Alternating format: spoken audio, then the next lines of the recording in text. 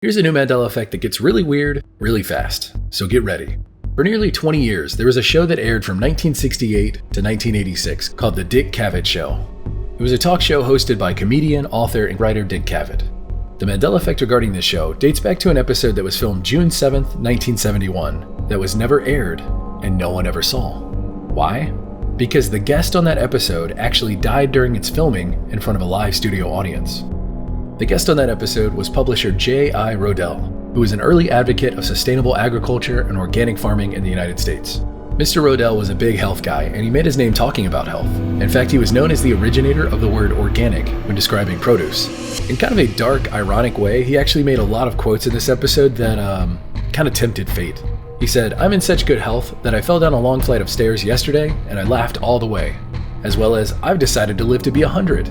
And even, I never felt better in my life." Yeah, as if the foreshadowing wasn't enough, he continued, "I'm going to live to be 100 unless I'm run down by some sugar-crazed taxi driver." Well, apparently he passed away shortly after that from a heart attack. Now, the details are fuzzy because, again, this wasn't aired. But from the few that were there in the audience, here's what happened. The host, Dick Cavett, was speaking with journalist Pete Hamill when Rodell slumped forward and began making a snoring noise. Now, what happens next is contested. Dick claims that both he and Pete immediately noticed that something was wrong, with Pete saying, "This looks bad." Other accounts from the audience said that Dick made a joke saying, "Are we boring you, Mr. Rodell?"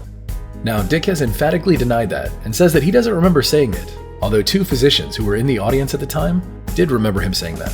And the same physicians rushed to the stage trying to revive Rodell, but it was too late. He was eventually transferred to Roosevelt Hospital, where he was pronounced dead.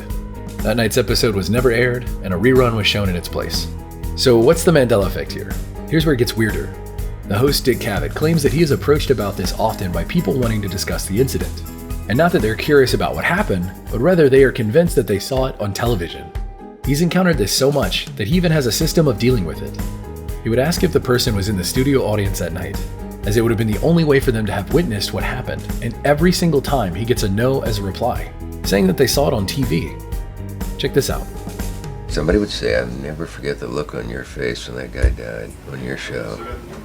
And they'll just, and now I have the choice at that moment of saying, "You were there." No, this is interesting because I'm not calling you a liar or any means, but it never aired. What are you talking about? Will be one reaction. Or, didn't it?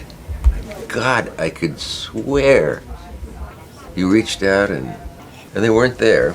These people could pass a polygraph test that they saw it, and they're kind of hurt, and they're kind of disappointed that they have had this memory taken away from them. Now that you have some backstory, what do you think about all this? How is it possible that so many people seem to remember in such great detail an event that they literally never saw? Or did they see it, and somehow something changed? Mysteries like this are why I absolutely love the Mandela effect. Some things are just too strange to believe.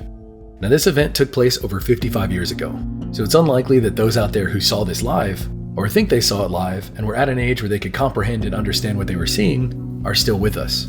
Put simply, time isn't on our side. So if you happen to remember this, or even have vague memories of this event, anything at all, I'd love to hear your story in the comments.